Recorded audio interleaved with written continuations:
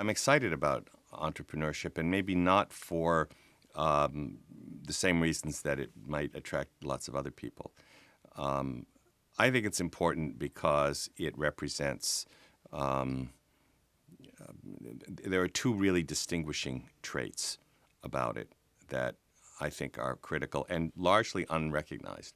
We still see entrepreneurship as basically a business practice, a kind of mysterious business practice. Some special people come and they start companies and no one quite knows, and we bring them into classrooms and they tell their life stories and everyone says it's great, and they are great.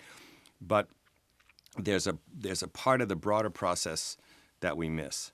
The first thing that we miss, remarkably, is that entrepreneurship, that is, entrepreneurship in business, entrepreneurship for profit, is a form of social responsibility. What entrepreneurs do is that they implement innovations.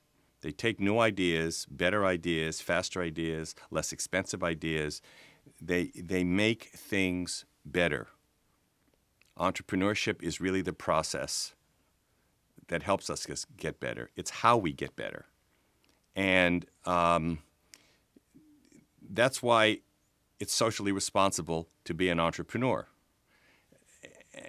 And you have to make the argument or ask the question, if we didn't have entrepreneurship, if we didn't have this process where someone can look at a product or look at an institution or look at a practice or look at a way of doing things and say, oh, there's a better way to do that. There's a quicker way to do that. There's a more effective way to do that. And then implement it. Make it into an enterprise, implement it, and send it out to the market. If we didn't have that process, what would we do? I mean, you sort of ask yourself, how would we move forward? It's not just a matter of giving people training. It's not just a matter of giving people access.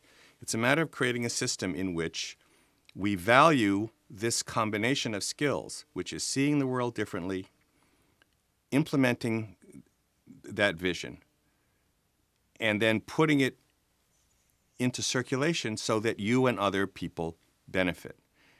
That's how societies get better.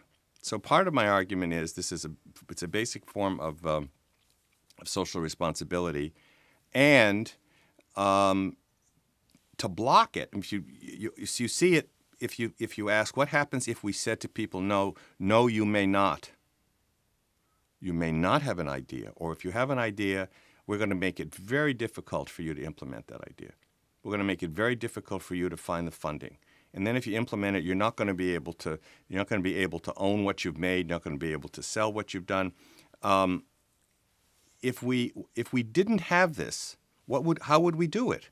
Social revolutions don't achieve these results. Political elections don't achieve these results. Legislation doesn't achieve these results. This is a process very much part of American capitalism, I think very deeply, in fact, embedded and shaped by American values. That's a fundamental form of social responsibility. I think it's a form of social responsibility because at a deeper level, it's an irreducible, which means it's not a more complicated version of something else. It's an irreducible form of freedom. This is one of the ways that human beings express their freedom, is to think a new thought, make that new thought into something real, implement it, and put it out there, and so that you and other people benefit. Transforming these ideas into enterprises that generate value. If that isn't, there's no other creature that can do that, and it's a fundamental way in which we express our own ability to interact with the world. We become, in the words of the Nobel laureate Amartya Sen, we become fuller social persons when we do that. We express our own volitions when we do that, and we interact with and we affect the world in which we live when we do that. That's fundamentally what entrepreneurship is about. And there's no other process that marries all these things. I mean, it's a really interesting set. It's very hopeful. I mean, entrepreneurship recognizes that human beings have a fundamental desire. Whatever we have, we want it better. We always want it better. Entrepreneurship marries that desire for the ever better with the belief that with our own intellects and our own imagination and our insight, we can meet that desire. So those two things are like a kind of double helix, and they go around and around together. Entrepreneurship is that process. So it's both very full of hope. Our entrepreneurships are sort of entrepreneurs are irrepressibly optimistic, but it's also grounded in realism because you have to make something somebody wants. I think what makes entrepreneurship different from, say, creativity or inventiveness or management is that it combines several traits. A, there's an innovation. B, there's the transformation of that innovation into an enterprise, a product, a service, whatever. And then there is the enterprise needs to be sustainable. That is, the idea is you take the idea, you turn it into an enterprise, and the enterprise then walks by itself. You might take it by the leash, but you don't have to carry it. So that once you've made it, it can be, someone else could buy it, it could be modified and it could be changed. And if you're not there, it still can go on beyond you. That's the enterprise character. It's a difference between I think, being self-employed and being an entrepreneur. There are lots of studies. We're not real good at filtering and refining our data. So lots of studies that equate entrepreneurship with self-employment. I think that misses the enterprise part and the sustainable enterprise part, as you want the enterprise to have a life of its own. It's very interesting that sustainability is now a very important category, both for the environment and in entrepreneurship. I mean, we want to make things that will continue and that will generate value, which means that they'll produce wealth, which means that they'll produce jobs, which means that they will keep things moving, keep things going forward. We're not just showing people how to make businesses. We're really telling them and teaching them and helping them explore what it means for human beings to be free. And as they learn how to make their own enterprises, they're learning how to be free. I mean, this is the kind of activity that is at stake. And I think that's one of the things that the labs will really represent. I think part of the problem has been that, especially in universities, entrepreneurship seems like some magical, esoteric, mysterious activity that isn't part of mainstream anything.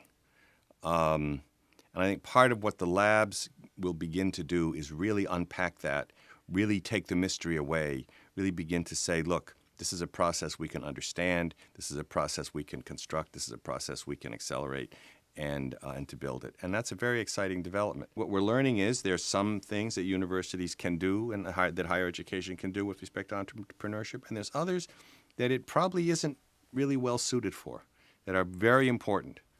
And it's not just enough to be sitting and taking courses. We have to make this implementation work as effectively and as quickly as we possibly can.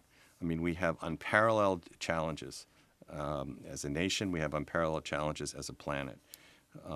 We can't. I mean, all the old rules are sort of gone.